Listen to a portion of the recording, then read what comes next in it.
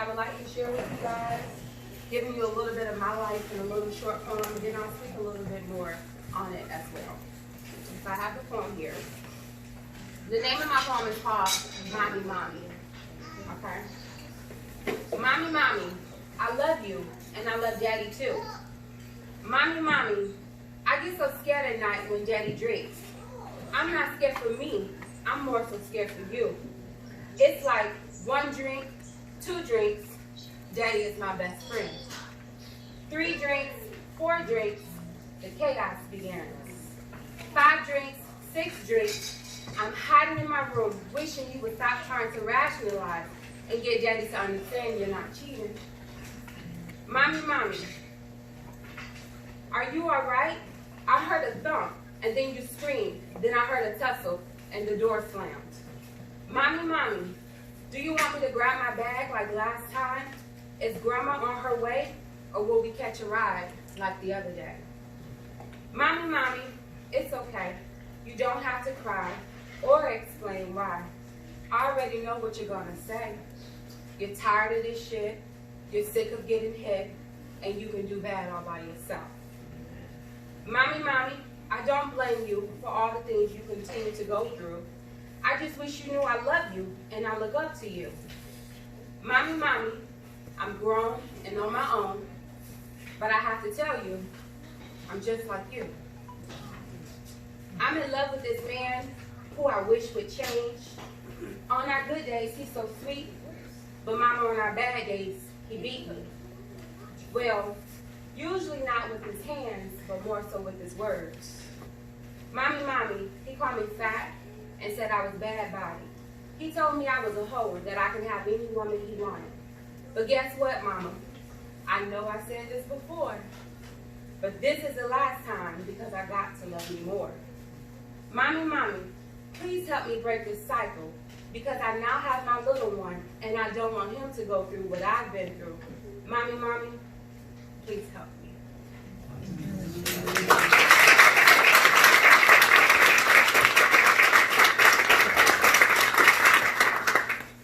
So many people are affected by domestic violence, from the children to the victims.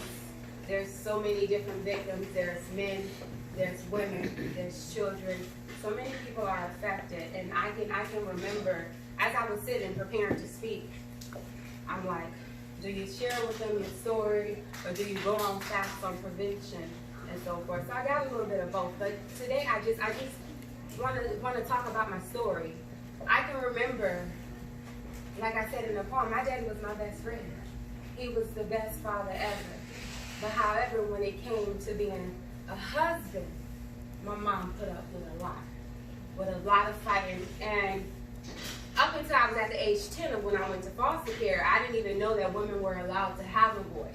I thought if you were to speak back with a man, it doesn't have to be disrespectful, but if you were just able to voice and say what you thought, which could be or should not be, that you was going to get hit. And as women, as men, as children, we all have the right to be able to have a voice, and we all have to know that love does not hurt.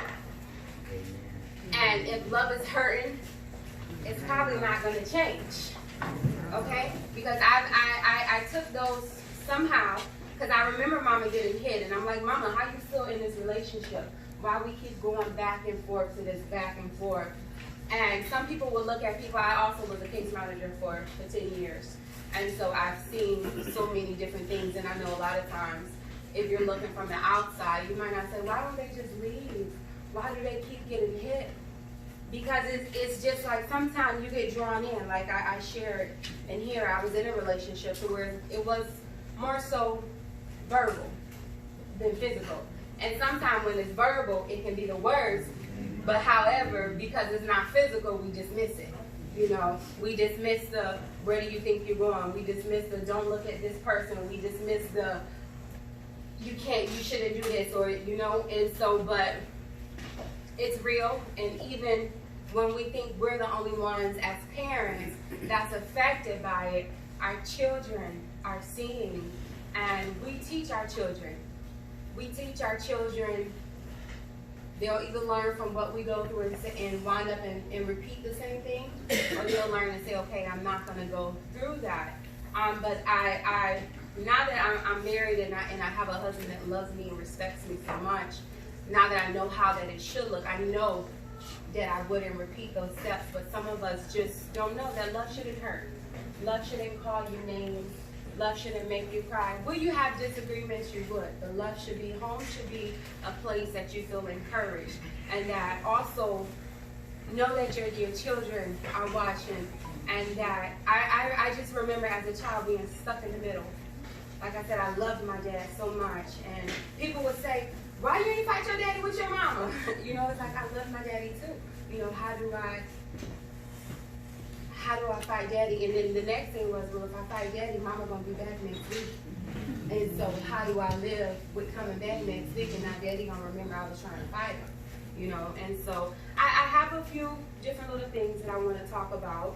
And just on the topic of domestic violence, I was supposed to be a teacher at one point, but I guess being a business owner, I get to teach still, right? And so this is interactive. It's called Truth or False. And so I'm going to say something, and I want you to let me know if you think it's true or if it's false, okay? Domestic violence only happens to women. False. So true, it's false. 1 out of 3 women are affected by domestic violence, and 1 out of 4 men are affected by domestic violence. Drugs, alcohol, stress, and mental illness are the cause of domestic violence. Some laws. It's false. It's false. Just because you decide to have a drink or you decide to have used some type of drug does not mean that I now have to put my hands on you. Now, however, sometimes the alcohol and so forth bring off hidden things that's on the inside that you choose to react upon. But domestic violence is a choice, and it's not the substance that caused that choice. Okay? Abusers are just out of control and need anger management.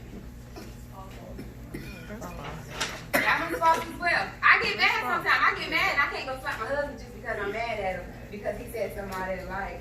You know, and so even though we may need help controlling our anger, it doesn't mean just because I'm mad at you that I gotta hit you. It doesn't mean because I'm mad at you I gotta say words that's gonna make you feel less than. Domestic violence is always physical.